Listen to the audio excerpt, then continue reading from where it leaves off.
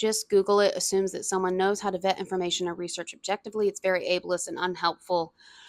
It just perpetuates poor media literacy and shames people. I have conflicting feelings about this because I felt closer to the way you do in 2020, after George Floyd was unalived and businesses were having like massive DEI related speakers and such coming in. And I had already worked in the social justice space for a few years before that. But I'm not from a very social justice aware background. Like, that has all been stuff I've had to learn largely through not just higher education, but the accidental privilege of going to higher education in a Hispanic majority city, in a Hispanic majority school, where I was not the average student. And I remember being in a work training and the speaker being very upset and very passionate and very frustrated and saying, they were tired of people asking them things that they could simply Google.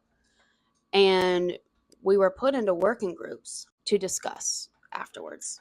And I brought that up as something that I was struggling with because I was like, well, as you said, like, Google searches are algorithmically tailored. And this was 5 years ago. They've gotten even worse now. And people don't have the same access to information. Like, a lot of it's behind academic firewalls. And people are still going to have the bias of looking for whatever it is that already aligns with their beliefs, confirmation bias. And so I was really hesitant at that time to tell anyone to Google it because I have friends and family who have sent me things they have Googled, and I have sent them back that article was recalled.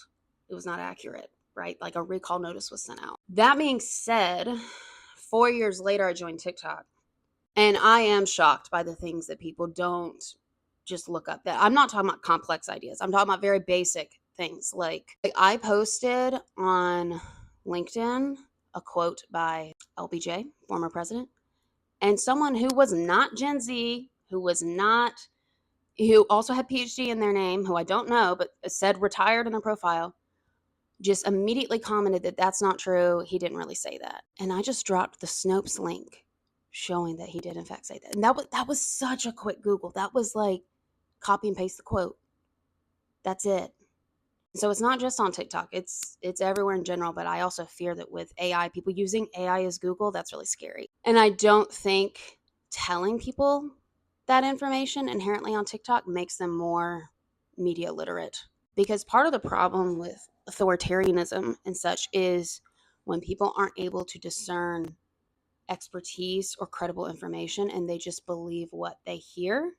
And whether they hear it from Google or hear it from someone on here, that doesn't improve their media literacy.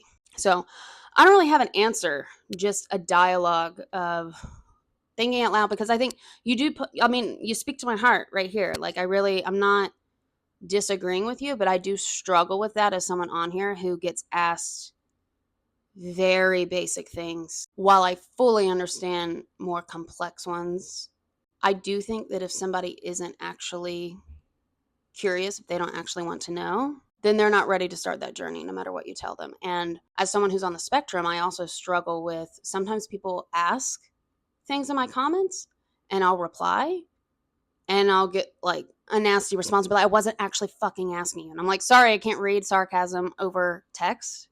So what a time to be alive. If anybody has tips on how they recommend handling that or what their filters are for that, totally open to hearing it.